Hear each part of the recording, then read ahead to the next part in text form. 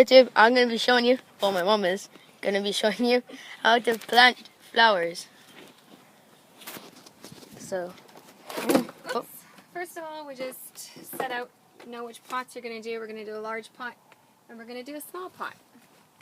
So I'm small just pot. picking out what would look nice together to make an arrangement so that that way it will show off and be pretty. We're in the south side of the house, so these are all sun-loving flowers, and they're going to go in that pot, which gets the most heat and the most sun.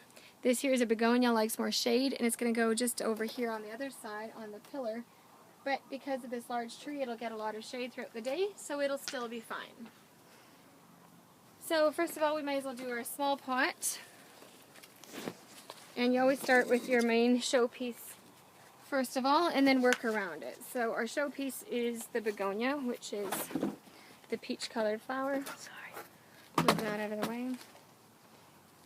Just use whatever extra potting soil is in there, put it in. Don't break apart the roots because you don't want them to dry out. You want them to stay moist. You just work them in. Dig a little bit underneath. We don't need to keep that. And a little bit of white trailing. This one here is called Diamond Frost. It's a graminia. You'll see at the bottom here they're starting to come together. If it's really, really bad, you can give it a quick cut with pruning shears, but this one's fine. It just allows it to not get root bound when you give it a little cut. And just make sure you pack them all well around it. We'll dust off the leaves afterwards. It's a good thing dust doesn't really matter. And then next we're doing Savitsi, which is kind of like, almost has like a maple leaf, as my son would call it. We have a jagged edge. This one too isn't too root bound yet. There. We're going to plant it in the background because it'll give a really nice glows. We need to get rid of some of the soil, so I'm just going to grab a pot.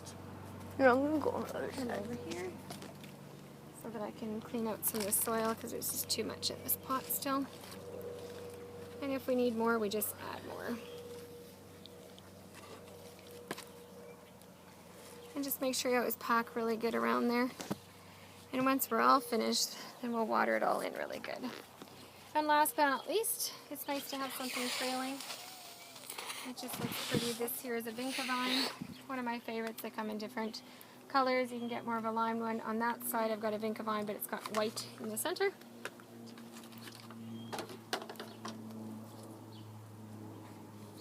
I'm going to remove some soil here again so that we don't have too much.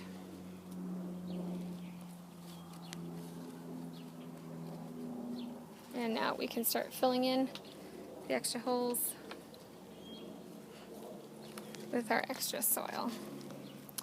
And that's how you plant a pot. So most people will say, well, how do you get your pots to look so nice and full? It's because you add extra plants.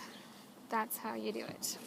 If you have geraniums with a spike in the middle or something like that, you're going to want to put about 3 geraniums in a pot like this with a spike in the center.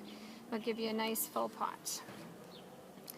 This begonia though, if it's sitting in the sun too much, we're going to have to move this pot, but I think we should be safe here because it's fairly shaded. And there's your first pot. Nice and full. Later on we'll water it and it'll be good. You might as well stop it while we're cleaning up.